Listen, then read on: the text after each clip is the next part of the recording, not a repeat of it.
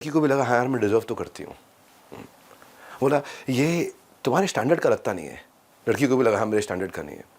Charles बोला कि मुझे ऐसा लगता है कि शायद तुम्हारे को देखते ही इतना प्यार हो गया मुझसे, तुम मेरे साथ चलो। और चार्ल्स ने उसे कन्विंस कर लिया कि अपना कैश और पासपोर्ट निकाल ले, मैं अपना कैश और पासपोर्ट निकालता हूँ, घाटी में पहाड़ी के पीछे वहाँ मिलेंगे हम लोग, वहाँ से निकल लेंगे। मेरी गर्लफ्रेंड जब जाने लगी कैश पासपोर्ट लेकर के तो उसके बॉयफ्रेंड ने देख लिया जा रही है ये।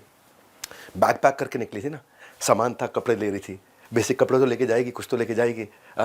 समझ में आ गया इसको बॉयफ्रेंड को ये जा रही है। पूछा क्या हुआ, वो बता ही नहीं। ज़्यादा फोर्स लगाया, उससे पूछा कि क्या हुआ, क्यों जा रही है, क्यों जा रही है, क्यों जा रही है। तो बोल दिया मैं चार्ल्स के साथ भाग रही हूँ। बॉयफ्रेंड ने उसको मारा थप्पड़ बहुत ज़ोर से, उसको बिस्तरे पे वहाँ लटाया, दरवाज़ा किया लॉक और खुद चला गया घाटी में पहाड़ी के पीछे।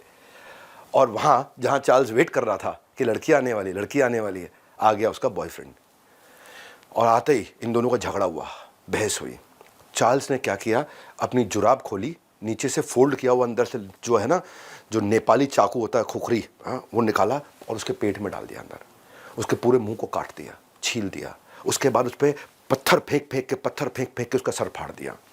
हाथ भी उसके जला दिए, लाश ठिकाने लगा दी उसकी, इस तरह से लगा दी किसी को लाश ही नहीं मिली उसकी।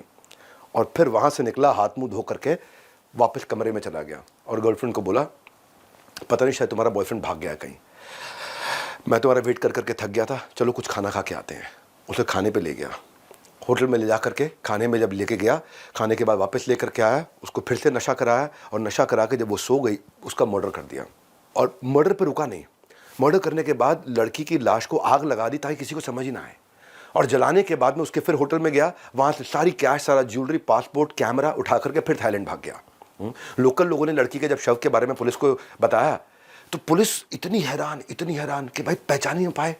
छानबीन में लड़की की अंगूठी के कारण पता चला 15 दिन के बाद पुलिस को लड़के की लाश मिली और उसकी पहचान इसलिए हुई क्योंकि उसकी 6 फुट 6 इंच की हाइट थी।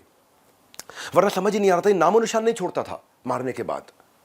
मतलब किसी की अंगूठी, इतना रिसर्च करने के बाद उसकी हाइट, बाद में सारी कड़ियां जुड़ी और तब तक चार्ल्स शुभराज भाग चुका था। अब नेपाल की पुलिस इसको ढूंढ रही थी और नेपाल की पुलिस इसको ढूंढ रही थी, ये वहां से गायब हो चुका था, नेपाल से निकल गया। कई साल के बाद 2003 में इसको लगा यार केस तो आया गया, 1970s के बाद किसको याद है। ये भाई साहब 2003 में जाकर के नेपाल पहुंचे और 2003 में नेपाल में जाकर के अपना कसिनो में खेल रहे थे और पूरा अपना हीरो बन के घूम रहे थे, किसी की परवाह नहीं इनको। ये कहला कौन किसको मालूम है 30 साल पहले मैंने मारा किसी को याद नहीं।